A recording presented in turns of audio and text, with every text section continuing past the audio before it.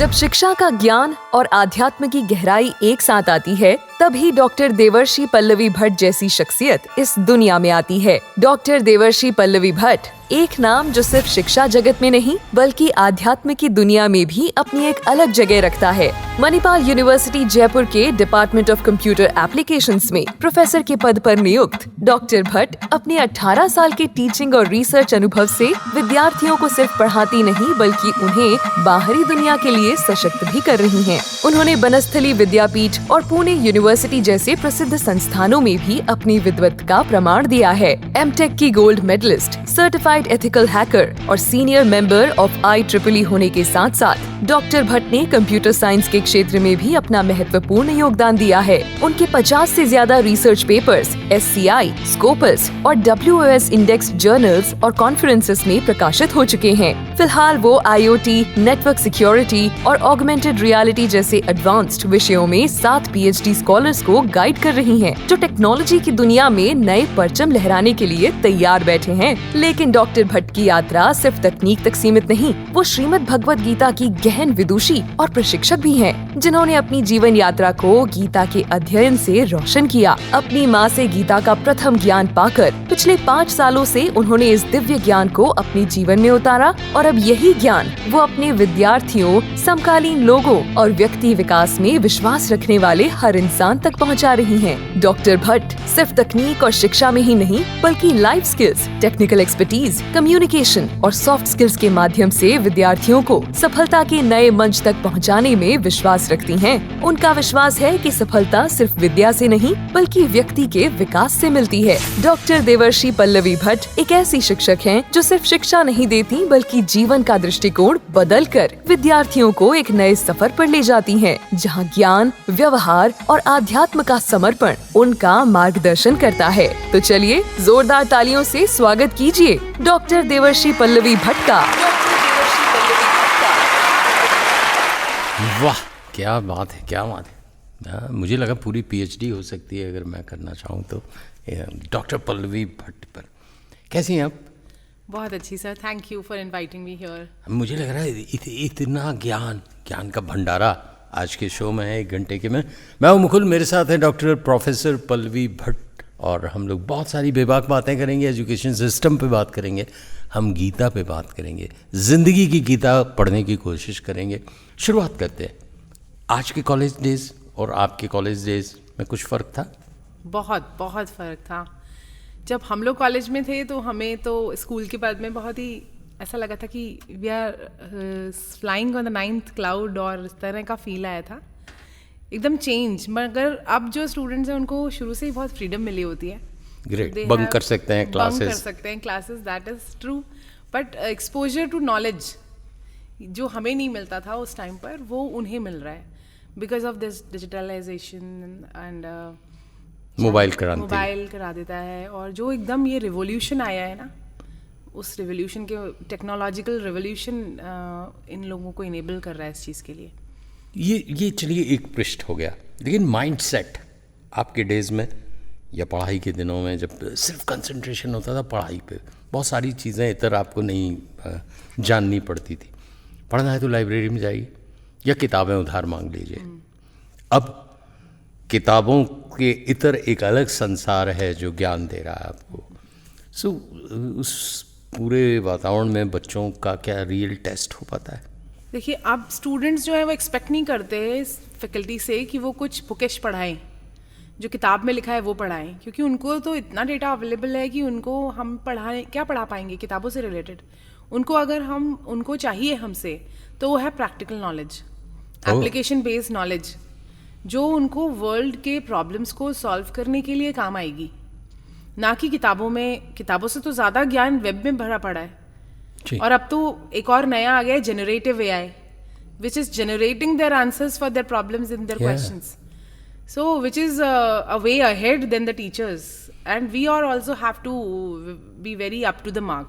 तो हम लोगों को बहुत लिमिटेड चीज़ें मिलती थी, किताबें मिलती थी, नॉलेज मिलती थी। और जैसे आपने सही कहा कि लाइब्रेरी में जाके हम लोग उसको एक्सप्लोर करते थे, चीज़ें ढूंढते थे। अब तो स्टूडेंट्स के on their finger tips they have all the information of the world. more than the teacher do. And even if we are teaching in the classes, they can explore on the web at the same point of time. They can compare whether the teacher is teaching it right or not. So what we are teaching has to be very unique for them, very useful for them, very applicable for them for solving their problems, I think. So this is a big change. ये बहुत बड़ा change है, क्योंकि किताबों का ज्ञान आप जो नौकरी करते थे उससे कहीं काम नहीं आता था. मतलब जैसे मैंने M.Com किया, now I am in broadcasting, so कहीं उसका कोई खाता बही का कोई लेन देन ही नहीं है.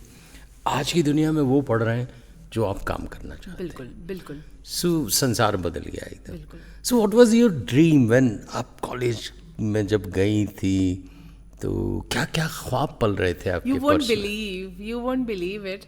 मैं जर्नलिज्म करना चाहती थी. ओह, हाँ, come you on. won't believe it. It is very surprising. I think मैं अभी यहाँ FM Box FM पे बैठकर ये बोल रही हूँ, ऐसा नहीं है.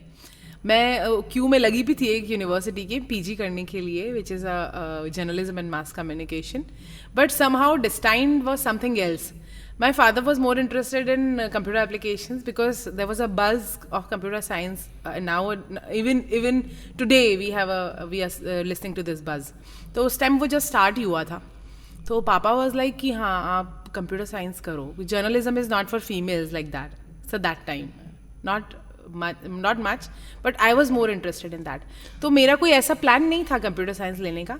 बट फिर मैंने जब कंप्यूटर साइंस लिया तो मुझे बहुत इंटरेस्ट आया इस फील्ड में. ग्रेट. और आपका जो एक इंस्टिंक्ट होता है, आपकी जो एक पर्सनालिटी होती है और आपको जो चीज़ें अच्छी लगती हैं. मैंने रेडियो पे बहुत पहले प्रोग्राम्स दिए, बचपन में भी दिए, ऑल इंडिया रेडियो पर, तो और भी जगह पर, और बनस्थली में मैं थी तो वहाँ का भी एक कम्युनिटी रेडियो है वहाँ पर भी जी. और मणिपाल में भी मैं जो कम्युनिटी रेडियो है वहाँ का, उससे जुड़ी हुई हूँ.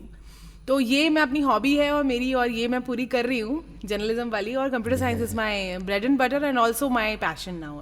क्या बात है. तो इस विषय में और बात करेंगे. आपके पिताश्री का नाम? अजय भट्ट. अजय भट्ट साहब, आपने एक पत्रकार हमसे छीन लिया. आपने जो भी सपना देखा होगा, हो सकता है बड़े खुश हों कि उनकी बेटी उनके सपनों को साकार कर रही है, लेकिन एक जर्नलिज्म का ब्राइट स्टार गुम हो गया. मैं इस शब्द का यूँ इस्तेमाल कर लूँगा क्योंकि जो काम आप कर रही हैं इतने डेडिकेशन से कर रही हैं, उसमें ये हॉबी हो गया सिर्फ एक. चले उसके बाद का सफ़र हो. आइडियल कौन थे उस समय? आपको किस व्यक्तित्व ने बहुत ज़्यादा प्रभावित किया था, इंस्पायर किया था, मैं उसकी जैसी बनूं, क्यों नहीं ब्यूरोक्रेसी में जाऊं, एडमिनिस्ट्रेटिव सर्विस ऑप्ट करूं, या पापा की परी? नहीं, ऐसा नहीं है. मैं बहुत मतलब इस तरह से एम्बिशियस रही हमेशा से ही. और मुझे जिसने ज़्यादा अट्रैक्ट किया वो अध्यात्म था. स्वामी विवेकानंद मेरे आइडल थे, हैं अभी भी. और जो उनकी नॉलेज थी, उनका जो एक देखने का नज़रिया था चीज़ों को, वो बहुत ही मुझे अट्रैक्ट करता था. उनकी कई बुक्स मैंने पढ़ी और अच्छा लगा मुझे उनका व्यक्तित्व देखकर. तो मैं उससे इंस्पायर हुई. म्यूज़िक भी मुझे पसंद है, तो म्यूज़िक में लता मंगेशकर जी हैं जो मुझे बहुत ही पसंद हैं. आज भी मेरी टॉप लिस्ट पर है वो कभी चेंज नहीं हो सकती. गाना सुनने जा रहे हैं एक लता मंगेशकर का, इसका मतलब पक्का है. एनीवे, बॉक्स एफएम में प्रोफेसर डॉक्टर पल्लवी भट्ट हैं जो हमारे साथ इस समय मुखातिब हैं, और हम बातें कर रहे हैं. अभी भगवत गीता की बात करेंगे, मणिपाल यूनिवर्सिटी में AI की बातें करेंगे, कंप्यूटर साइंस की बातें करेंगे, बहुत सारी बातें करेंगे. सो विवेकानंद, मतलब किसी यूथ से आप पूछिए इंस्पायर्ड किससे हो. कोई कहेगा अब्दुल कलाम से, कोई कहेगा मुझे अमिताभ बच्चन बहुत इंस्पायर करते हैं, कोई कुछ. विवेकानंद की ज़िंदगी या थॉट्स में ऐसा क्या था जो आपकी लाइफ से मैच हो गया? देखिए, बहुत सारे डर होते हैं हर इंसान के अंदर. एक मैंने विवेकानंद जी की स्टोरी सुनी थी जिससे मैं बहुत इंस्पायर हुई उससे. रामकृष्ण परमहंस उनके गुरु हैं, और वो एक बार एक किसी पहाड़ पर चढ़कर जा रहे थे जी. और वहाँ बहुत सारे बंदरों का झुंड था. जब विवेकानंद जी जा रहे थे तो बंदर ने उनको देखा और उन्होंने बंदरों को देखा, और बंदर उनके पीछे पड़ गए. तो वो आगे आगे जा रहे हैं और बंदर उनके पीछे पीछे जा रहे हैं. जैसे उन्होंने थोड़ी स्पीड बढ़ाई, बंदरों ने भी अपनी स्पीड बढ़ा ली. वो दौड़ने लगे और बंदर भी उनके पीछे दौड़ने लगे. इतनी देर में दूर से जो रामकृष्ण परमहंस थे उन्होंने उनको देखा. उन्होंने बोला रुको और इस चुनौती का सामना करो. और विवेकानंद जी के अंदर एकदम से एक ओज आ गया, एक उनका डर एकदम खत्म हो गया, और उन्होंने बंदरों की तरफ देखा और वो बंदरों की तरफ एक कदम बढ़े और बंदर पीछे हटे, फिर वो और बढ़े, वो और पीछे हटे, और वो लगा दौड़ने लगे बंदरों के पीछे, और बंदर पीछे उल्टे पांव दौड़ने लगे। तो ये जो चेंज था ना, कि चुनौतियों का सामना करने से और किसी एक गुरु के जगाने से सिर्फ एक बार जो व्यक्ति जग जाता है ना, वो अंदर से जगा हुआ ही होता है। और स्वामी विवेकानंद जी की कर्म योग पर बहुत अच्छी किताब है, जो कोई भी पढ़ेगा उसको उससे इंस्पायर हुए बिना रह नहीं सकता। और इसके अलावा भी पावर ऑफ द माइंड उनकी एक बहुत अच्छी बुक है। तो ये सब किताबें यदि कोई पढ़े, और स्वामी विवेकानंद जी जैसा व्यक्तित्व हो युवाओं के, तो वो आइडल हैं ही, होना ही चाहिए जी। और हम युवा दिवस बनाते हैं उनके नाम पर, तो इसलिए मेरे आइडल रहे वो। बहुत खूब। गुरु मिलना भी एक बहुत बड़ी बात है, जो इस तरह का गुरु मिल जाए जो कहे रुको वरना भागो, दोनों इस तरह से होते हैं। सो आपका गुरु? मेरी गुरु मेरी माता है, सबसे पहली गुरु, प्रथम गुरु, और उनसे मैंने सीखा है। और जितना उन्होंने मुझे ज़ुबान से सिखाया अपनी, उससे ज़्यादा उन्होंने अपने व्यक्तित्व से सिखाया मुझे। उनमें जो लेवल ऑफ पेशेंस है, चीज़ों को देखने का नज़रिया है, उनकी पॉजिटिव थिंकिंग है, और सुलझा देती हैं वो बहुत सारी उलझनों को, एकदम बड़ी आसानी से सुलझा देती हैं, और बड़ा क्या कहते हैं उसको, अनबायस्ड तरीके से देखती हैं। जनरली बच्चों के प्रति माँओं का जो झुकाव होता है, और वो उनकी तरफ होकर देखती हैं किसी भी पहलू को, लेकिन मेरी माता ऐसी नहीं है। मेरी मम्मी बहुत अलग है, और जब भी मैंने उनको अपनी भी कोई गलती बताई तो उन्होंने मुझे ही उस पर डांटा और मुझे सुधारने के लिए बोला। तो ये चीज़ मुझे बड़ी फेयर लगती है उनकी, और वो मेरी गुरु है। उन्होंने बहुत सारी चीज़ें मुझे सिखाई हैं। निंदक नेरे राखी आंगन कुटी छवाए, बिन पानी साबुन बिना निर्मल होए सुभाए। वाह, कम्युनिकेशन स्किल तो आपकी लाजवाब है। 100 में से 110 नंबर दे दिए आपको। Thank you. टीचिंग से कैसे इसका तालमेल बैठा? टीचिंग और कम्युनिकेशन तो बहुत एक दूसरे से रिलेटेड है, because if you are not a good orator you can not convince the student also. तो ये तो मुझे बहुत ही शुरू में ही समझ में आ गया था। और स्टूडेंट्स के बीच में मैं अपने आप को यंग पाती हूँ हमेशा। I am touching 40 and I am still young. So I think कि एक टीचर हमेशा युवा रहता है। तो टीचिंग से कम्युनिकेशन का बहुत बहुत असर है उस पर, कि एक अच्छा टीचर, एक अच्छा कम्युनिकेटर, अच्छा ओरेटर होना ही चाहिए। और नहीं है अगर, और उसको टीचिंग पसंद है, तो वो धीरे धीरे हो जाता है। ये एक ऐसी चीज़ है जो सीखी जा सकती है। And if you communicate well, and communication is more of listening also, so you should have good listening skills also. क्योंकि यहाँ पर आप एक साइकोलॉजिस्ट भी हो, जो कि बच्चों के लेवल पे जाके उनकी परेशानियों को अपना समझ के ही समझाया जा सकता है। बच्चों को आप सिर्फ प्रीच करके नहीं समझा सकते, चाहे बच्चे अपने हों चाहे वो स्टूडेंट्स हों। वो तब समझ सकते हैं जब आप उनको लगे कि हाँ आप उनकी परेशानियों को जी कर समझ पा रहे हैं। तो मैंने भी अपने स्टूडेंट लाइफ में बहुत, मैं बदमाश थी, तो मैंने किया है बहुत शैतानियाँ। तो मैं क्या क्लासेस बंक की, मूवीज देखी। और वो कौन सी मूवी थी जो बंक करके देखी? बंक करके तो मैंने क्वाइट अ फ्यू।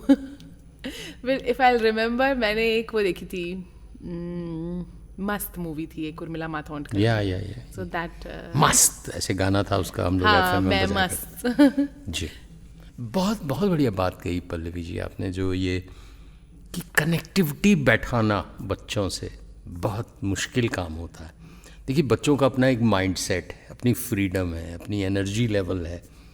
अब पढ़ाते वक्त आप उन 40, 35, 30 बच्चों के साथ, ये वैसी साधना हो गई कि आप सितार लेके बैठ गए हैं और 40 श्रोता हैं, 40 बिना हिले डुले आपको सुने। सो ये आर्ट में क्या क्या एक्सप्लोर किया आपने? देखिए, इसमें सबसे इम्पॉर्टेंट चीज़ है कि आप उनको कुछ ऐसा इंटरेस्टिंग बता रहे हो जो, और मॉड्यूलेशंस बहुत इंपॉर्टेंट है। कई बार क्या होता है कि हमारी वॉइस बहुत ही मोनोटोनस हो जाती है, तो बड़ा स्लीपी फील करते हैं बच्चे। तो मॉड्यूलेशंस हों, कुछ जोक्स क्रैक कर रहे हो बीच में, कोई लाइफ रिलेटेड एग्जांपल्स दे रहे हो, और साथ में कंसेप्ट भी पढ़ा रहे हो। क्योंकि बच्चे बिल्कुल कंसेप्ट, आप डायरेक्ट कंसेप्ट पे आ जाएंगे तो बच्चे इतना इंटरेस्ट लेते नहीं है। आप उनको घुमा फिरा के कंसेप्ट पे लेकर आएंगे तो वो पूरी यात्रा करके आपके साथ उस कंसेप्ट पे आएंगे। बहुत तो यही एक आर्ट है जो टीचर को बहुत बहुत इम्पोर्टेंट है उसके लिए, कि बच्चों को दुनिया घुमा के और उस पॉइंट पे लेकर आ जाना जहाँ से आप स्टार्ट करना चाह रहे हो। तो कंटेक्स्ट सेटिंग जिसको हम बोलते हैं आपकी भी भाषा में, रेडियो की भाषा में भी, और context setting for any auditor, it is important to set the context first so that the listeners will be ready to listen to you. जी, ये चीज़ मैंने करी है, और इस यात्रा में मैंने ये चीज़ सीखी कि पहले कई बार होता था, स्टार्टिंग में थोड़ा स्ट्रगल हुआ कि एज अ टीचर मेरे को पसीने छूट गए थे फर्स्ट क्लास में तो एक बार, लेकिन उसके बाद में लगा कि हाँ, हम भी इनके जैसे ही हैं और ये भी हमारे जैसे ही हैं। अगर हम ये समझ के पढ़ाएंगे एज अ टीचर, क्या बात है, ग्रेट। तो फिर आसान हो जाता है। और teaching is not only teaching, it is learning also, it has to be learning, life long learning है टीचिंग एक। या जो सब्जेक्ट आप आज क्लास ले रहे हैं पूरा उसको आपको रिवाइव करना है। और इन कंप्यूटर साइंस तो it is very very important. So computer science का वाइब्रेशन अजय भट्ट जी को हो चुका था जी, कि आने वाले कल का ये Surprisingly. पढ़ लिया था उन्होंने। Yes. भविष्यवक्ता नहीं है, पर हाँ, अब कंप्यूटर साइंस में एक ज़माना था जो डेवलपमेंट हुए कंप्यूटर की दुनिया में। आप अगर उस कमरे में जा रहे हैं तो एसी होगा, चप्पल उतार के, जूते उतार के, और डस्ट नहीं आनी चाहिए। वो एक हैवॉक था राजीव गांधी जब लाए थे इसे। उसके बाद से बच्चा कंप्यूटर का हो गया है। गजब की क्रांति कम्युनिकेशन की या स्टडी की, सब कुछ इस डब्बे में बंद हो गई। आज लैपटॉप ज़िंदगी है, मोबाइल लैपटॉप बन गए। सो कोप अप करते हुए कैसे कैसे आपने सफ़र को आगे बढ़ाया? मैं ना अपने स्कूल टाइम में, I was in 6th-7th standard that time, तो उस टाइम पर बहुत ही बेसिक कंप्यूटर सिखाते थे। बड़ा सा एक कंप्यूटर होता था, और हम जैसे आपने बताया चप्पल उतार के, जूते उतार के बाहर जाते थे, जैसे मंदिर में जा रहे हो। जैसे मंदिर में जा रहे हो उससे भी ज़्यादा डिसिप्लिन। और हमको लगता था कि हम पता नहीं कौन सा रॉकेट साइंस सीखने जा रहे हैं। तो वो सीखा, तब से लगा कि हाँ कंप्यूटर, और उसमें जो चेंजेस आए हैं, अभी बहुत ज़्यादा चेंजेस आए हैं। अब तो बच्चों के हाथ में कंप्यूटर है, मगर कंप्यूटर ने हमारी लाइफ चेंज की है इन अ पॉजिटिव डायरेक्शन। बहुत बहुत चेंज की है। अभी हम ऑन एयर हैं, तो कम्युनिकेशन टेक्नोलॉजी का बहुत बड़ा रोल है। ऑन एयर है पूरे वर्ल्ड में, में सरप्राइजिंगली। कि इस बॉक्स एफएम में हमने भी आर्मी डे में कुछ प्रोग्राम्स किए थे, तो सेलिंग करते हुए एक सैनिक का बिना आइडेंटिटी बताए नॉटिकल माइल्स उसने बोले कि मैं इतनी डिस्टेंस से सुन रहा हूँ। उसके बाद काउंटर आया हिमालय की पहाड़ियों से कि साहब यहाँ नेटवर्क में मैं आपको सुन रहा हूँ। सो ये मतलब ब्रॉडकास्ट की दुनिया की शायद एक्सट्रीम क्रांति जिसको कहूँ, कि थोड़े दिन में होगा कि स्पेस से आप कनेक्ट हो गए और आप सुनीता विलियम्स से सीधी बातचीत कर रहे हो, डायरेक्ट कर रहे हैं। सो बहुत बहुत बड़ा थ्रिलिंग चेंज है ये। बहुत ज़्यादा। और वो ज़माना था जब लोग 7-7 दिनों बाद लिसनर्स के पोस्ट कार्ड पढ़ा करते थे। मतलब आदमी सुनता रहता था कि पता नहीं कब मेरा नाम आ जाए झुमरी तलैया से सो एंड सो।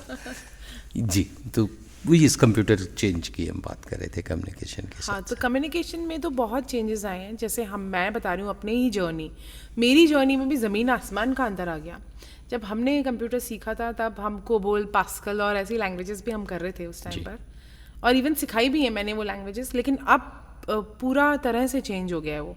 अब स्टूडेंट्स को, मेरे को तो लगता है कि सिंटेक्स सिमेंटिक्स भी बहुत ज़्यादा, 1-2 लैंग्वेजेस वो सीख लें और उसके बाद वो सब कुछ लर्न कर सकते हैं, ईजीली लर्न कर सकते हैं। उनको सिर्फ एप्लीकेबिलिटी पे फोकस करना ज़रूरी हो गया है अब।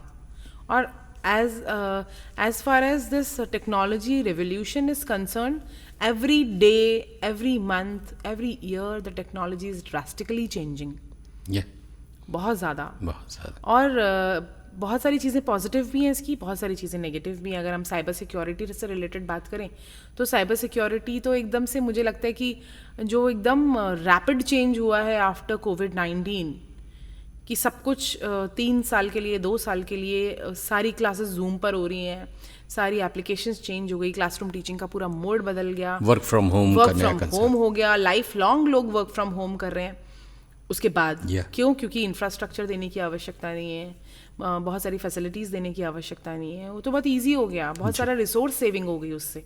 तो ये सारा चेंज हम लोगों ने विटनेस किया है, और जिसने कोविड और ये देखा है पैंडामिक, उसने तो बहुत ज़्यादा डिजिटलाइजेशन विटनेस किया है। और जो कैश है हमारा, ये पेपर कैश, पेपर मनी, ये तो हम यूज़ ही नहीं कर रहे हैं जी, पेपर यूज़ ही नहीं कर रहे हैं। इवन हम लोग तो क्रेडिट कार्ड, डेबिट कार्ड भी यूज़ नहीं कर रहे हैं। It is everything on digital money. 1 रुपया भी मुझे पे करना है तो मैं पेटीएम कर सकती हूँ। मुझे लगता है एक बहुत जल्दी फिल्म आने वाली है। एक बहुत सारी फिल्में ऐसी बनी नहीं, एक 40 मंजिल के कमरे में बंद हो गया और वहाँ से वो नीचे पुकार रहा है, पहचान नहीं पा रहा, कोई आवाज़ नहीं सुन रहा, कमरे में उसको चूहे परेशान करें। वैसे ही होगा कि एक आदमी अचानक किसी सुनसान जगह पहुँच गया और मोबाइल गायब हो गया। हाँ, फिर उसके लिए तो आप एक क्षण के लिए कल्पना कीजिए, आप फ्लाइट में जा रही हैं, मोबाइल खो गया आपका टिकट उसमें है, आपकी डिजी यात्रा उसी में है, आप हो गए हेल्पलेस। नंबर किसी को याद नहीं होते, तो क्या होगा? इतना ज़्यादा आश्रित हो गए हम कंप्यूटर में। मैं बोलती हूँ एक बार तो हार्ट अटैक आ सकता है। लोगों का हार्ट भी कंप्यूटर और मोबाइल में ही चिपका रहता है। हाँ, वही चिपका रहता है। और मॉनिटरिंग भी हो रही है ना आजकल, तो health monitoring is also happening through mobile phones, applications, there are smart watches and everything, what not. IoT ने तो बहुत चेंजेस कर दिए हैं। गजब, बहुत अच्छी बातें हो रही हैं। डॉक्टर प्रोफेसर पल्लवी भट्ट से हम लोग बात कर रहे हैं। सो अब आ जाए हम कंप्यूटर के विस्तार पर। एआई नाम का एक जिन्न आया, अलादीन का चिराग, चैट जीपीटी और ये दूसरी भी जो भी एआई के नाम से आए, क्या बदलता जा रहा है सब कुछ? देखिए, इंटेलिजेंस तो सिर्फ ह्यूमन में ही है, और ये आर्टिफिशियली इंटेलिजेंट हम जब डिवाइसेस को बना देते हैं तो ये ह्यूमन को बहुत हेल्प कर देती हैं बेसिकली। तो आर्टिफिशियल इंटेलिजेंस ने तो रिवोल्यूशन लेकर आया है पूरी दुनिया में। अगर हम बात करें जनरेटिव एआई की, जिसका बहुत ज़्यादा बज़ है आजकल, तो जनरेटिव एआई तो सारे प्रॉब्लम्स का सल्यूशन दे रहा है, और वो भी ऐसे जनरेट कर रहा है जैसे कि ह्यूमन ही जनरेट करता है। और मशीन को समझना, मशीन लर्निंग, ये भी एक आर्टिफिशियल इंटेलिजेंस का पार्ट है। रोबोटिक्स, ये भी आर्टिफिशियल इंटेलिजेंस का पार्ट है। तो artificial intelligence is nothing but it is a human like thinking of a machine.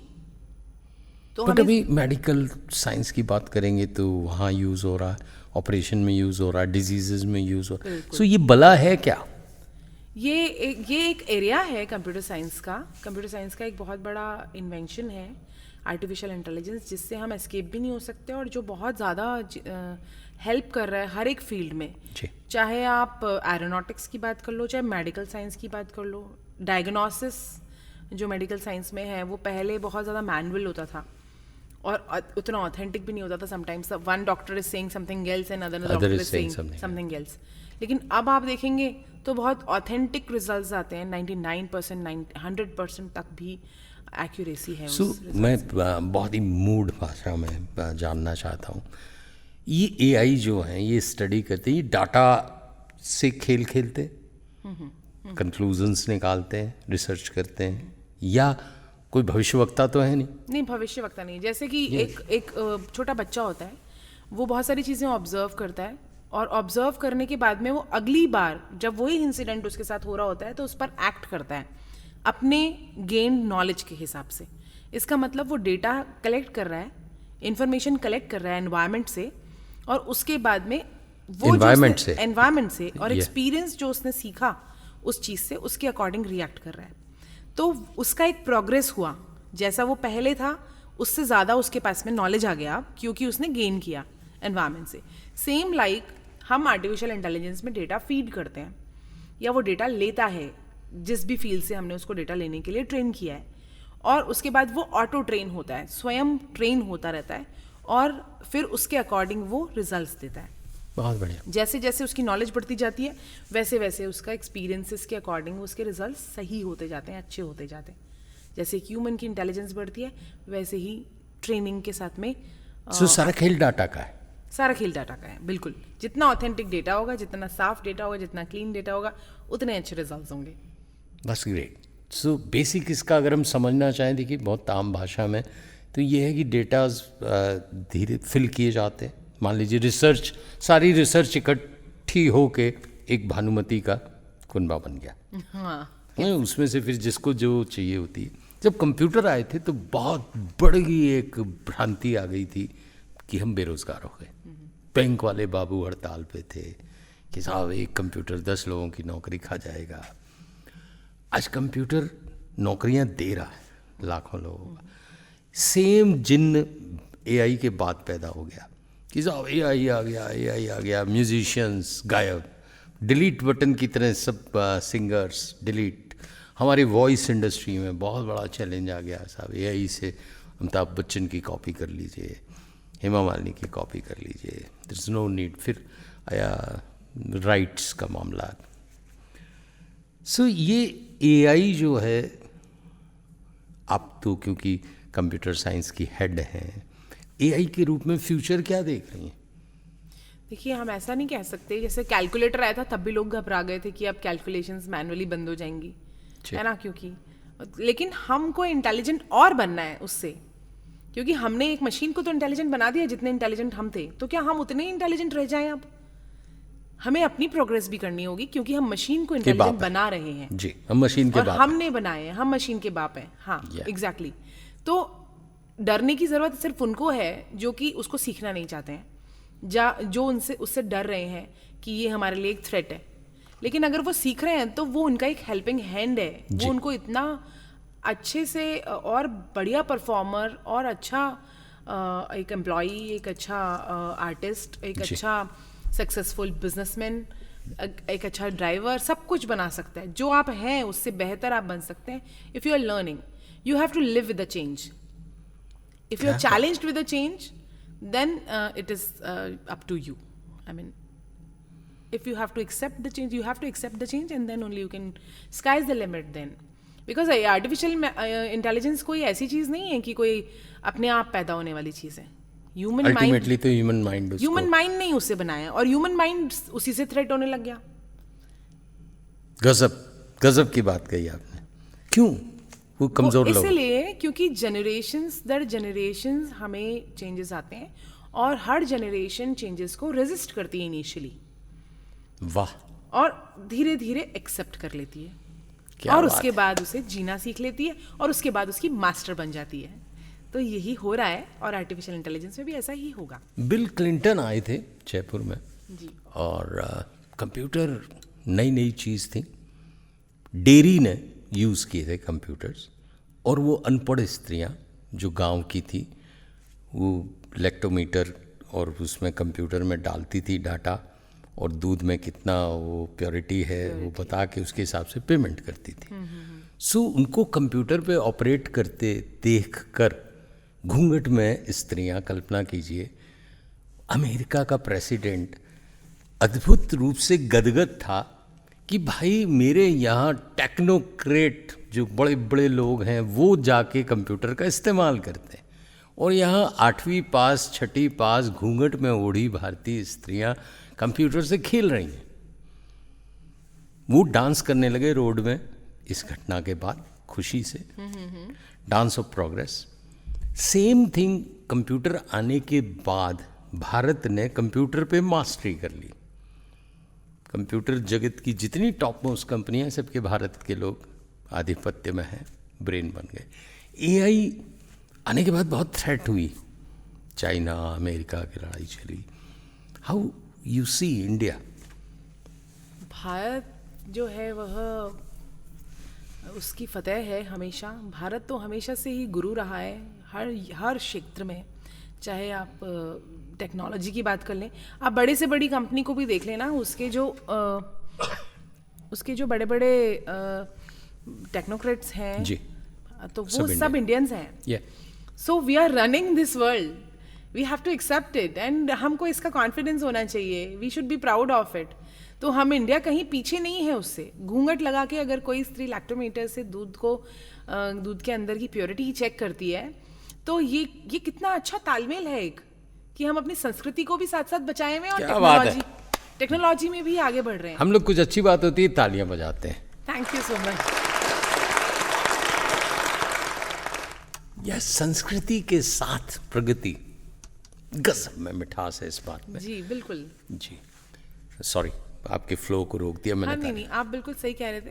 आपने कहा, आपने ये बात कही कि हम किस तरह देखते हैं भारत को उसमें। तो भारत हमेशा से विश्व गुरु रहा है और रहेगा इसमें। बस भारत के युवाओं को जो कॉन्स्पिरेसी के तहत कई बार ऐसा हो जाता है कि हम उनको पिछाड़ने की कोशिश कर रहे हैं कि सिर्फ वो यूजर्स बन जाएं, कोई एप्लीकेशन बाहर के लोग बनाते हैं और उसके यूजर्स बन जाएं। उस सोच से बाहर आना होगा। बहुत बढ़िया बात। उस सोच से यदि हमारा युवा बाहर आ जाता है तो वो गुरु था, गुरु है और गुरु ही रहेगा। बहुत खूब बात कही आपने। क्या हम गुलाम बनाना चाहते हैं भारत के युवा को? क्या क्या कंज्यूमर है वो सिर्फ, या क्या है, ये आपको सोचना पड़ेगा। और बड़ा मुश्किल है, क्योंकि भारत के लोग वो हैं कि आविष्कार के पहले उसका तोड़ ढूंढ लेते हैं। बिल्कुल बिल्कुल। तो ये गुलाम बन के तो रहने वाले नहीं है। उसी का एक पार्ट है हैकिंग। ये एक नया जिन्न पैदा हुआ है जो आपके कंप्यूटर में सेंड लगा के, आपके मोबाइल में सेंड लगा के। और ये मुझे लगता है कि कोविड के बाद का जो एक वैक्यूम था बेरोजगारी का, उसने इसको बढ़ावा दिया। इसको कैसे देख रही हैं आप? देखिए, बेरोजगारी ने तो इसको बढ़ावा दिया, ये तो चलो अपनी जगह एक सही बात है, लेकिन इसको बढ़ावा बेसिकली जो शो में टेक्नोलॉजिकल एडवांसमेंट हो रहा है और जो एकदम से रिवोल्यूशन आया ना, एकदम से स्विच हो गई चीज़ें जी, एकदम से स्विच हो गई। कोविड-19 के बाद में एकदम से चीज़ें एकदम गियर अप हो गए हम सब, है ना। हम लोग फोर्सफुली समटाइम्स हम इस चीज़ में आ गए कि जिन लोगों को बिल्कुल नॉलेज नहीं था गैजेट्स का, टेक्नोलॉजी का, वो सबको भी गैजेट्स लर्न करना पड़ गया। वो एप्लीकेशंस, वो टेक्नोलॉजी और digital payments and digital banking, everything has to be on their finger tips, they like it और नॉट लाइक इट। तो ये कई बार ये जो मजबूरी बन गई ना, तो ये हमारी लैक ऑफ नॉलेज की वजह से। एक जनरेशन है जिसने कभी कंप्यूटर यूज़ नहीं किया, कभी मोबाइल यूज़ नहीं किया, लेकिन उसको अब उसको करना पड़ रहा है। और अब उसकी पैसे, उसकी पर्सनल इन्फॉर्मेशन सब कुछ उसमें है, लेकिन उसके पास अवेयरनेस नहीं है कि उस इन्फॉर्मेशन को प्राइवेट कैसे रखा जाए। तो ये अवेयरनेस सेशन सबसे ज़्यादा जो चैलेंजिंग है साइबर सिक्योरिटी में और हैकिंग में, वो यही है कि यदि हम अवेयर हैं तो हम एथिकल हैकर हैं, है ना। हम एथिकल हैकिंग के लिए भी जा सकते हैं। और अगर हम अनअवेयर हैं तो हम सिर्फ ब्लैक हैट हैकर हैं। हम गलत काम करने के लिए प्रेरित होंगे अगर हम अनअवेयर हैं तो। वाह, क्योंकि हम विक्टिम भी बन सकते हैं ना उसमें। हम विक्टिम बन जाएंगे तो हमें लगेगा कि बहुत साइबर थ्रेट्स हो रहे हैं, और अगर हम उसे लर्न कर लेंगे और थोड़े अवेयर रहेंगे तो हम विक्टिम नहीं बनेंगे। ये शब्द मुझे बहुत चिपक गया मेरे पास, अनएथिकल हैकर। एथिकल हैकर और अनएथिकल क्या है? देखिए, इसमें क्या है, जैसे चोर होता है कोई, तो चोर को पकड़ने के लिए हमें भी चोर के दिमाग से सोचना पड़ता है। पुलिस हमेशा चोर से 2 कदम आगे सोचती है। इसका मतलब वो चोर के दिमाग से तो सोच ही रही है और उससे 2 कदम आगे सोच रही है जी। तो जो हैकर है वो भी एक तरह का चोर ही है, जो कि डिजिटल डेटा को छुपा रहा है जी। तो जब वो डिजिटल डेटा को छुपा रहा है, उसे चुरा रहा है, तो ऑफकोर्स हमको उससे 2 कदम आगे सोचना होगा। जो एथिकल हैकर है उसको पुलिस की तरह सोचना है, और जो हैकर है वो चोर की तरह सोच रहा है। तो बस यही दोनों में सिमिलैरिटी है।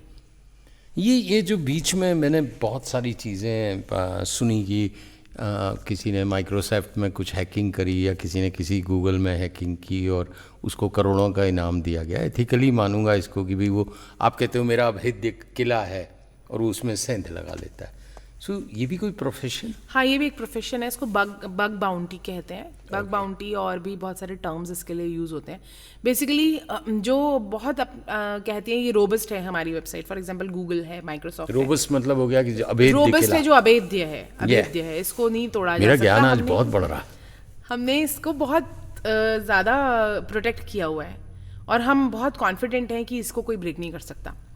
लेकिन बाय चांस कहीं कोई लूप होल रह गया हो, अगर कोई उसको सर्च करने के लिए कैपेबल है, then we'll award them, we'll give them the job even.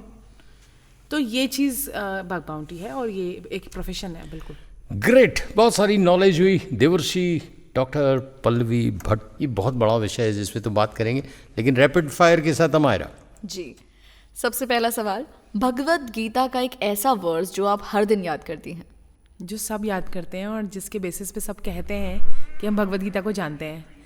कर्मण्येवाधिकारस्ते मा फलेषु कदाचन। आपकी favourite book apart from Bhagavad Gita?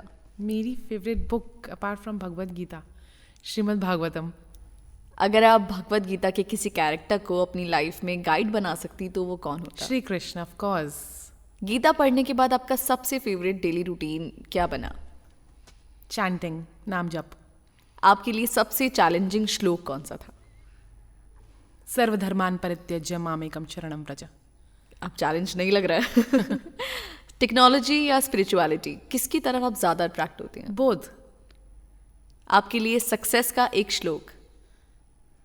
Success का एक श्लोक, अंतिम श्लोक है, यत्र योगेश्वर कृष्ण यत्र पार्थ धनुर्धर तत्र श्री व्रजेयो भू नीति ध्रुवा नीति मतिर्मम। आपको भगवद गीता का सबसे इंस्पायरिंग लाइन कौन सी लगती है? सबसे इंस्पायरिंग लाइन, सबसे इंस्पायरिंग लाइन तो श्री कृष्ण की सारी ही हैं, जो श्री कृष्ण बोलते हैं वही। जो आपने सबसे चैलेंजिंग श्लोक बोला वही बहुत अच्छा है। सर्वधर्मान परित्यज्य मामेकम शरणम व्रज अहम त्वं सर्व पापेभ्यो मोक्षयिष्यामि मा शुचः। तुम चिंता मत करो, मैं तुम्हारे सभी शोकों को से मुक्त कर दूंगा। कितना रिलीविंग है ये श्लोक। जी, आपके लिए धर्मा का डेफिनेशन क्या है? धर्म मेरा जो कर्तव्य है, इस समय में मेरा क्या कर्तव्य है वही धर्म है। आपको एक दिन के लिए भगवद गीता के किसी कैरेक्टर को जीने का मौका मिले तो किसकी जिंदगी अपनाएंगे? अर्जुन। महाभारत का सबसे अंडररेटेड वॉरियर या कैरेक्टर? अंडररेटेड कर्ण। करण या Arjun, who was a great warrior? Arjun. That's it.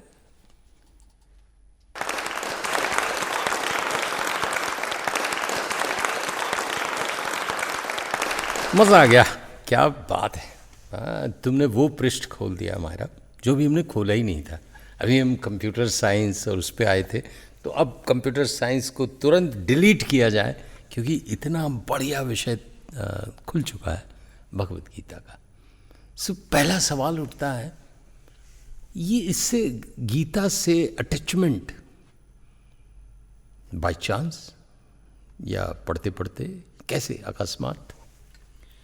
देखिए, गीता को तो मैं इतना नहीं जानती थी पहले, to be very frank. Bhagavat हम पढ़ते थे, श्री कृष्ण को हम हमेशा से ही घर में पूजते हैं, उनको गुरु मानते हैं। लेकिन गीता का इतना इम्पोर्टेंस मुझे कोविड के टाइम पर ही पता चला, जब मेरी मम्मी इससे जुड़ी हुई थी, श्रीमद् भगवद गीता के कोर्स से जुड़ी हुई थी, और उन्होंने मुझे कहा कि तुम भी इस कोर्स से जुड़ो। But I was not getting time out of my schedule, I was working and all. तो जब कोविड आया तो वर्क फ्रॉम होम स्टार्ट हो गया और चांस मिला कि ऑनलाइन क्लासेस शुरू हो गई उसकी, और मैंने ज्वाइन किया। तो मुझे एक्सपोजर मिला भगवद गीता का, और ये एक मास्टर की है सभी शास्त्रों को जानने की, सभी शास्त्रों के अलावा पूरे जीवन को जीने की मास्टर की है ये। क्या बात है। भगवद गीता, इसको आप कहीं भी लगा दो, ये खोल देगी उसे, उस ताले को खोल देगी, जो भी ब्लॉक है उसे खोल देगी। ये एक टेक्नोक्रेट कह रहा है, हाँ, प्रोफेसर। बिल्कुल। Bhagavad Gita is not something which is not based on technology. It very logical ग्रंथ है, बहुत लॉजिकल है। मतलब जो स्टूडेंट्स हैं, आज का यूथ है, वो लॉजिक ढूंढता है, और श्रीमद् भगवद गीता से वो इसीलिए अट्रैक्ट होता है क्योंकि श्रीमद् भगवद गीता बहुत लॉजिकल आंसर्स देती है। और ज़्यादातर आप देखेंगे बहुत पढ़े लिखे, बहुत बड़े बड़े लोग भगवद गीता के फॉलोअर्स हैं। सो मैं कोई वही literate person कनेक्टिविटी, ये कनेक्टिविटी जानना चाहता हूँ स्टूडेंट्स के जीवन में। आज के स्टूडेंट्स को अगर कहा जाए, भागदौड़ है, चैलेंजेस हैं, बिल्कुल बहुत, मतलब पैसा कमाना है, एथिकल अनएथिकल कोई मतलब नहीं है, एग्ज़ाम में पास होना है, 99.99 आ जाए तो भी कम है। सो एक बहुत महत्वाकांक्षी बच्चा, अब गीता से कनेक्टिविटी। एक बहुत महत्वाकांक्षी बच्चा, महत्वाकांक्षा होती क्या है? हम महत्वाकांक्षा का कोई अंत नहीं है। अगर आप सबसे बेस्ट, जो सबसे हैप्पी दुनिया का पर्सन है, उसके बारे में बात करेंगे तो वो मैथ्यू रिचर्ड है, हु इज़ अ मॉन्क। जी। तो हैप्पीनेस को आप कैसे मेजर करते हैं? बहुत सारा पैसा, बहुत बड़ा मकान, बहुत अच्छी जॉब, या फिर पीस ऑफ माइंड? और अगर वो बहुत अच्छी जॉब के साथ में पीस ऑफ माइंड है तो उससे बेस्ट तो कुछ नहीं हो सकता। तो एक टेक्नोक्रेट भी बहुत अच्छा भगवद गीता का स्कॉलर हो सकता है। भगवद गीता को पढ़ते पढ़ते हम हर एक पोजीशन पे, चाहे हम ठेला चलाते हों, चाहे हम बहुत बड़ी कंपनी के एमडी हों, हम वो चीज़ बेटर वे में कर सकते हैं। गीता ने एक बहुत बड़ी विरासत में, फिल्मों ने भी कहा, कर्म किए जा फल की चिंता मत कर तू इंसान, जैसे कर्म करेगा वैसे फल देगा। इसको बहुत चैलेंज भी किया गया। हाँ बिल्कुल, ये कहीं नहीं लिखा श्रीमद् भगवद गीता में। जिसने श्रीमद् भगवद गीता पढ़ी है वो ये कभी नहीं कहेगा कर्म किए जा और फल की इच्छा मत कर, क्योंकि श्रीमद् भगवद गीता में ऐसा कहीं नहीं लिखा। श्रीमद् भगवद गीता में लिखा है कर्मण्येवाधिकारस्ते मा फलेषु कदाचन, और फिर लिखा है माँ कर्म फल हेतुर्भुर मा ते संगोऽस्त्व कर्मणि। इसका अर्थ ये है कि फलों में तेरा अधिकार नहीं है, फलों की इच्छा मत कर, ऐसा नहीं है। अगर कोई आईआईटी के लिए प्रिपेयर कर रहा है तो ऑब्वियसली वो आईआईटी पास करना चाहता है, तभी तो कर रहा है। अगर वो फलों की इच्छा ही नहीं करेगा तो वो कैसे कर्म क्या करेगा? तो फल की इच्छा तो करनी है, पॉजिटिव कर्म करने की और अच्छा बड़े से बड़ा प्राप्त करने की इच्छा तो करनी है। लेकिन जब वो मिले या ना मिले उसमें डिस्टर्ब नहीं होना है, क्योंकि उसमें हमारा अधिकार नहीं है। तो उसको कैसे देखती हैं आप? मैंने कर्म किए, आपने कर्म किए, 90% प्रयास आपने किए, 90% मैंने किए। हो सकता है आप पास हो जाए, मैं फेल हो जाऊँ। यही तो सनातन थोड़ा सा अलग बात करता है बाकी की चीज़ों से, कि हम आफ्टर लाइफ में भी बिलीव करते हैं और बिफोर लाइफ में भी बिलीव करते हैं। कई बार हम ऐसे लोगों को भी देखते हैं जो कि बहुत अच्छा कर रहे हैं लेकिन बहुत दुख पा रहे हैं जीवन में, और कई बार हम ऐसे लोगों को भी देखते हैं जो बहुत बुरा कर रहे हैं लेकिन बहुत सुखी हैं जीवन में। ये काम आपने क्या बोल दिया। ये सुबह ही हमारे डिस्कशन हुआ था कि जो लोग इतने भ्रष्ट हैं वो इतने सुखी कैसे हैं? हाँ, क्योंकि हम प्रारब्धों में बिलीव करते हैं, और हम 3 तरह के कर्म बताते हैं। एक तो होता है क्रियमान कर्म, जो हम अभी कर रहे हैं और हमें उसका फल मिल गया तुरंत। मैं चली, मेरे पैरों में पत्थर लगा ठोकर और मैं गिर गई, ये कर्मों का फल तुरंत मिल गया। या फिर मैंने किसी को एक थप्पड़ मारा, रिएक्शन में मुझे भी एक थप्पड़ पड़ गया, सो ये कर्मों का फल तुरंत मिल गया, क्रियमान कर्म है। अच्छा भी हो सकता है, बुरा भी। और एक होता है संचित कर्म, कि मैं कुछ अच्छा कर रही हूँ लेकिन उसका रिजल्ट मुझे अभी नहीं मिल रहा, लेकिन मिलेगा। अगर मैं बुरा कर रही हूँ तो वो संचित हो रहा है, उसका फल भी मुझे मिलेगा। कई बार हमने इतने अच्छे कर्म किए होते हैं कि उनका फल हमें इस जन्म में मिल ही नहीं पाता, बहुत सुख मिल गया लेकिन फिर भी खत्म नहीं हुआ वो सुख, तो अगले जन्मों में वो प्रारब्ध बन के आएगा सुख। और अगर मैंने इतना बुरा कर्म किया कि मैं इस जन्म में पिछले कर्मों का फल अच्छा भोग रही हूँ इस बार, तो अगले जन्मों में मैं उसका दुख भोगूंगी। तो अभी मैं दुख भोग रहा हूँ और अंत ही नहीं हो रहा। हाँ, तो इसका अर्थ है कि आपने पहले, क्योंकि भगवान कभी भी किसी के साथ बुरा नहीं करते हैं, ये सब हमारे ही कर्मों का फल है। It is coming back to us, पहले की लाइफ से या अभी की लाइफ से, लेकिन हम नहीं जानते। पहले की लाइफ तो हम जानते नहीं, हम नहीं जानते। भगवान ने भी कहा है, भगवान श्री कृष्ण ने कहा है अर्जुन से कि मेरे और तुम्हारे कई जन्म हो चुके हैं, मैं सबको जानता हूँ लेकिन तुम नहीं जानते। तो वैसे ही हम नहीं जानते, और हम नहीं जानते यही बेटर है हमारे लिए। अगर हम जानेंगे तो हमारी बहुत सारे ऐसे रिलेशंस आ जाएंगे जिनको हम बुला ही नहीं पाएंगे, मान ही नहीं पाएंगे। हमें प्रॉपर्टी में से कई हिस्से करने पड़ जाएंगे जो कि हमारे लिए पॉसिबल नहीं होगा। तो अच्छी बात है कि हम पुराने जन्मों को भूल गए, इसमें हमारी ही भलाई है, इसीलिए भगवान ने पुराने जन्म को भुला दिया। लेकिन हाँ, जो किया है वो भुगतना तो पड़ता है। इसलिए ही जो ऐसे लोग हैं जो बहुत दुखी दिखाई देते हैं अच्छा करके भी, या फिर बहुत सुखी दिखाई देते हैं बुरा करके भी, वो सब हमको, ये इसीलिए लॉजिकल है ना, ये सुनने में कितना लॉजिकल लगता है। अदरवाइज जो ये मानते ही नहीं है इस चीज़ को, वो उनके पास इसका आंसर ही नहीं होता कि भाई कोई दुखी ही क्यों पैदा हुआ, उसने ऐसा क्या कर दिया कि दुखी पैदा हुआ है वो। तो इसका आंसर श्रीमद् भगवद गीता देती है इसमें, कर्म रहस्य में। क्या बात है, क्या बात है। आज का जो स्टूडेंट है बहुत एक प्रेशर में, पीयर प्रेशर की सफलता, और सुसाइड कर लेते हैं, अपराध कर लेते हैं, नकल मार के अभी इंस्पेक्टर्स बने हैं बहुत सारे लोग। ये एक अलग अलग मिसालें हैं जिसमें ये जानना चाहता हूँ। तो बच्चों को, जैसे आप मणिपाल यूनिवर्सिटी के जो बच्चे हैं, उनको कैसे आप गीता के साथ, तकनीक को अध्यात्म के साथ सुगर कोटेड रूप से बांट रही हैं? देखिए, हम क्या करते हैं कि बेसिकली बहुत छोटा सोचते हैं कि सक्सेस मिली तो सक्सेस यही है, सक्सेस के पैमाने हैं क्या बेसिकली। अगर पूछा जाए तो उसके बारे में थोड़ा बहुत सोचा जाए, डीपली सोचा जाए, तो ultimately what we want is happiness. We don't want any job, we don't want any position, we don't want certain amount of money.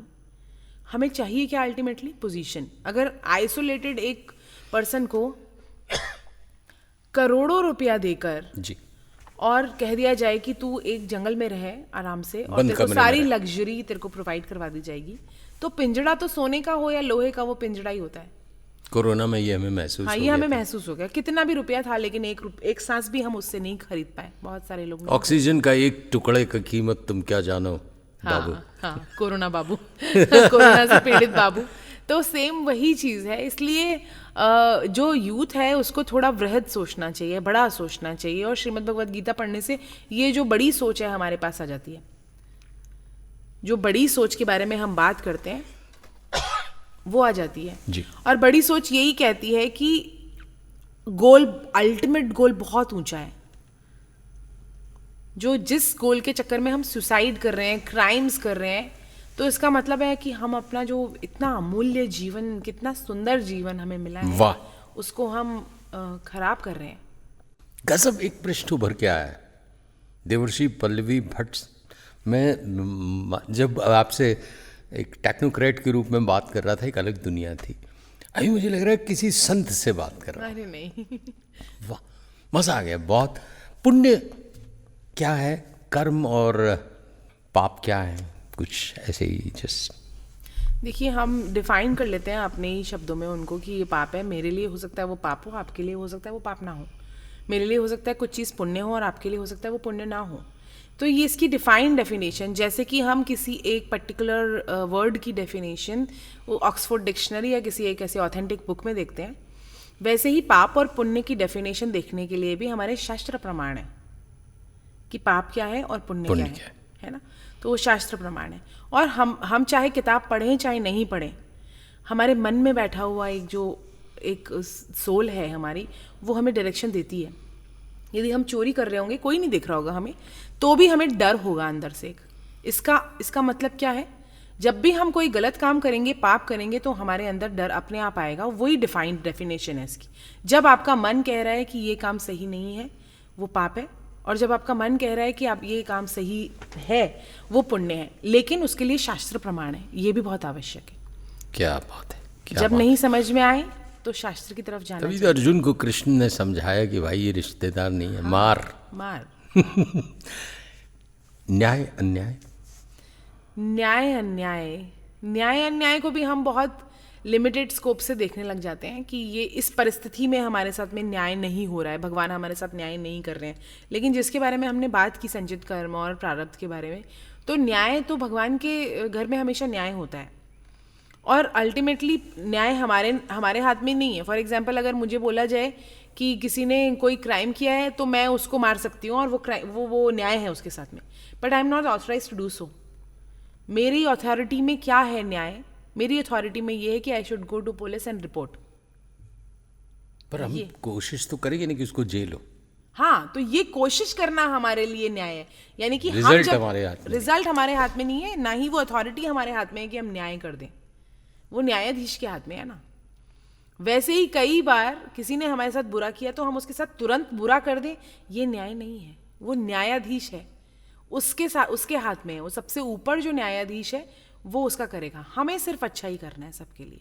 बहुत बढ़िया बात कही आपने. कुछ लोग बुरा करते हैं आपके साथ, आपको लगता है कि बहुत बुरा हुआ मेरे साथ, भगवान इसके साथ बुरा क्यों नहीं कर रहा, पर बाद में पता चलता है कि ऑटोमेटिकली इसके साथ बुरा हो गया. हो ना हो, आपके लिए कोई बहुत अच्छी चीज छिपी हुई थी और आप पीस में हैं क्योंकि आपने उसका बुरा नहीं किया बदले में. वाह, आप कितने पीस में हैं. अगर आपने उसी वक्त उसके साथ बुरा कर दिया तो क्या आपके अच्छे किया का भी कोई फायदा नहीं हुआ, आप भी उसी कैटेगरी में आ गए. हम भगवत गीता पे ही आगे चलेंगे कि रिश्तों की बुनियाद.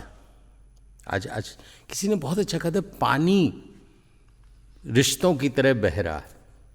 भाई भाई, माता पिता, पुत्र बहन, एक ही माँ की कोख से जन्म लेने के बाद, जैसे आपने कहा ना, बहुत सारे बंटवारे हो जाएंगे. गीता कहीं रिश्तों के बारे में भी कुछ कहती है. बहुत सारी. देखिए, हम जनरली हमारे सारे रिश्ते अधिकार और कर्तव्यों के बीच में बटे हुए हैं. हमें लगता है ये अधिकार है हमारा, और ये कर्तव्य है हमारा. लेकिन भगवत गीता अधिकार और कर्तव्य को एक ही मानती है. जो पति का अधिकार है वो पत्नी का कर्तव्य है, जो पत्नी का अधिकार है वो पति का कर्तव्य है, जो माता का अधिकार है वो पुत्र का कर्तव्य है, जो पुत्र का अधिकार है वो माता का कर्तव्य है। तो ये सारे रिश्ते अधिकार और कर्तव्यों पर हैं और श्रीमद् भगवद गीता इसके बारे में बात करती है। तो हमें अपने अधिकारों की चिंता नहीं करनी है, हमें सिर्फ कर्तव्य करना है। ऑटोमेटिकली अधिकार हमारे पूर्ण हो जाएंगे, सृष्टि करेगी उनको। और श्रीमद् भगवद गीता हर श्लोक में इसके बारे में बात करती है। जो 1 से लेकर और 6 अध्याय है वो तो पूरा कर्म योग ही है, जिसके बारे में कर्म, और सबसे ज़्यादा रिकमेंडेड भी है वो आज के यूथ के लिए, कलयुग के यूथ के लिए जो कर्म योग है वही है। क्योंकि हमारे लिए पॉसिबल नहीं है कि हम पहाड़ों पे जाएं और ज्ञान योग के लिए संन्यास लें। बहुत सारे विरले हैं जो करते हैं ऐसा, बट हर एक के लिए पॉसिबल नहीं है। और भक्ति योग में भी सबके अपने अपने बिलीव्स हैं, लेकिन कर्म योग एक ऐसी चीज़ है जो सब कर सकते हैं और भगवान उसकी अनुशंसा भी करते हैं 1 से लेकर 6 अध्याय पे। तो रिश्तों के बारे में तो बहुत बात है, स्टार्ट ही रिश्तों से होती है। मुझे लगता है एक पूरा सेशन आपके साथ करना पड़ेगा जिसमें पब्लिक आपसे प्रश्न पूछे, क्योंकि मेरे सारे प्रश्न तो खत्म हो गए। मुझे अब आखिरी प्रश्न पूछना है। प्रकृति के प्रति इंसान बहुत ज़बरदस्त दुर्व्यवहार कर रहा है, दोहन कर रहा है, और अति दोहन जिसको कहते हैं ना, नोच खाए हैं हमने पहाड़, सूख गई हैं नदियाँ, और जंगलों की हालत क्या हो रही है। और इंसान सबक ही नहीं ले रहा, कोरोना से सबक नहीं लिया, जंगलों से सबक नहीं लिया, आग से सबक नहीं ले रहा। रोज़ दुर्घटनाओं में मर रहे हैं, लेकिन हम भाग रहे हैं। सो आखिर के इन 2-3 मिनटों में आप हमारे संपूर्ण श्रोताओं को, जो कि बॉक्स FM के माध्यम से पूरे विश्व में सुन रहे हैं, क्या संदेश, क्या मतलब बात कहना चाहेंगे, दिल की बात। फिर मणिपाल यूनिवर्सिटी के लिए आखिरी मिनट होगा आपके पास। अच्छा, पहले प्रकृति। देखिए, हम भगवद गीता में भी अगर देखें तो ये भी कहते हैं, भगवान ने खुद कहा है, ऊर्ध्वमूलम अधश्चाकम अश्वत्थम प्राहुरव्यवम छंदांसी यस्य पर्णानि यस्तम वेद स वेदविद। तो भगवान तो कहते हैं मैं पूरा रूट हूँ, प्रकृति के बारे में बात करते हैं। 10वें अध्याय में विभूतियाँ बताते हैं कि मैं पहाड़ हूँ, नदियाँ हूँ, है ना, पत्र हूँ, पुष्प हूँ, सब के बारे में बताते हैं। तो प्रकृति तो बहुत बहुत महत्वपूर्ण है। यदि हम अब ये जो दौड़ चल गई है ना, इसके कारण ही हम प्रकृति को नोच नोच के खा रहे हैं। जो कह रहे हैं ना, पहाड़ को पेड़ काट दिए, मकान बना लिया। अब मकान में ऑक्सीजन ही नहीं है तो पेड़ काट के क्या करेंगे, नदियों में पानी ही नहीं है तो क्या करेंगे, और ये जो प्रोटेक्टिव पहाड़ ही नहीं है हमारे लिए, तो ना बारिश होगी ना कुछ और। तो ये सूक्ष्म रूप से हमारे शास्त्र बताते हैं और बहुत चिल्ला चिल्ला के भी बताते हैं। ये हमें समझ में आ जाना चाहिए। लेकिन हम जब तक ये अंधी दौड़ को थोड़ा सा लिमिट नहीं करेंगे कि हमारा अल्टीमेट गोल ये घर मकान बनाना, पैसा इकट्ठा करना, किसी भी तरीके से कर लेना, ये नहीं है, तब तक हमें ये चीज़ समझ में नहीं आएगी। लेकिन 3 चीज़ें हैं। इंटेलिजेंस क्वोशेंट के पीछे हम बहुत भाग लिए।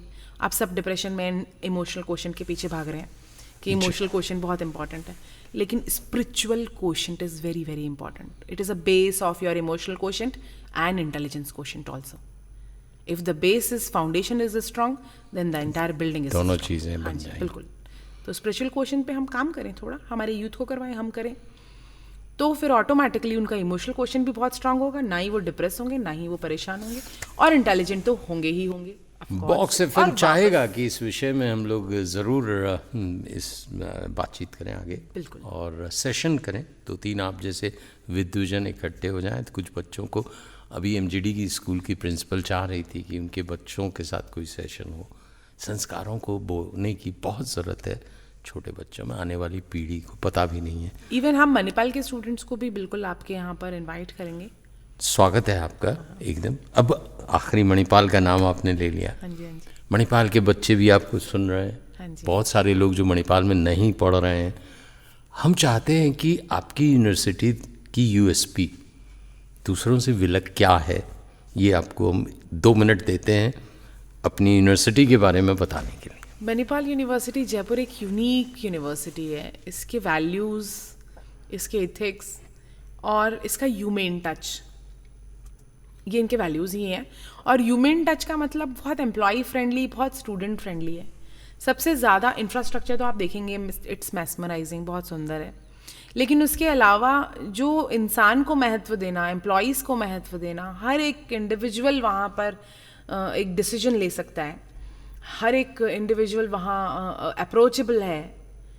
ऐसा नहीं है कि वाइस चांसलर हैं तो हमें 10-10 दिन का वेट करना पड़ेगा उनसे मिलने के लिए, नहीं। His doors are very open, we can always go and meet him, we on a phone call, on emails, he is very available. तो मणिपाल का ये कल्चर मुझे बहुत अच्छा लगा और इसीलिए 9 long years I have spend there.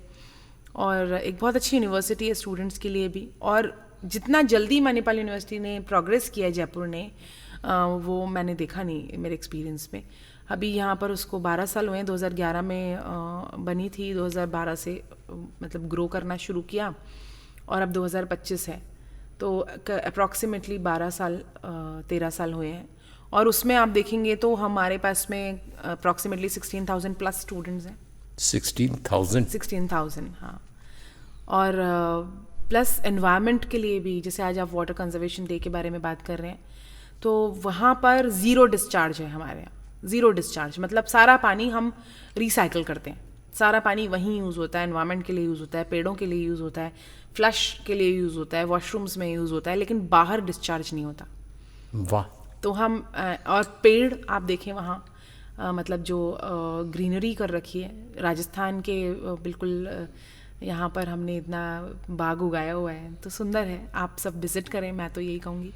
मैं तो सोच के ही, क्योंकि मैंने दुर्भाग्य कहूँगा कि कभी विजिट नहीं किया, पर यू आर मोस्ट वेलकम। या बच्चे पढ़ते हैं कई, पर नहीं जाना हुआ। लेकिन जो आपने बात कही वाइस चांसलर साहब की, I am just seeing doctor Pallavi Bhatt की जगह वाइस चांसलर बैठे हुए हैं और हम बॉक्स एफएम में संवाद कर रहे हैं। हाँ बिल्कुल। ये आमीन आमीन। बहुत अच्छा लगा आपसे बात करके। मुझे भी। बॉक्स एफएम के माध्यम से आपने इतनी अच्छी अच्छी टेक्नोक्रेट और एक आध्यात्मिक आदमी, दोनों का मिश्रण बड़ा मुश्किल होता है, पर हैं कई गुरु हैं बड़े बड़े जो IITN हैं और फिर अध्यात्म में भी आ गए, स्वामी हैं। बहुत जीवन का उद्देश्य हमारा यही है कि हम निराश ना हों, और ज़िंदगी जो है वो बहुत बड़ी है, बहुत बड़ी है ज़िंदगी, और बहुत खुशहाल है ज़िंदगी। इसका फुल यूटिलाइज करें और किसी भी परिस्थिति से निराश नहीं हो, आगे बढ़ते चलें। न रहो न निराश करो मन को, कुछ काम करो कुछ काम करो। कष्ट पड़े कठिनाई आए पीछे पाँव न धरना। क्या बात है। गुलाब खिलते हैं कांटों से क्या डरना। कोई फेवरेट कविता हो जाए। हाँ। मजा आ जाए। हाँ जी। कष्ट पड़े कठिनाई आए पीछे पाँव न धरना, कांटों में गुलाब खिलते हैं कांटों से क्या डरना। समुख पर्वत हो सागर हो साहस कभी ना खोना, जितना तपता है उतना ही और चमकता सोना।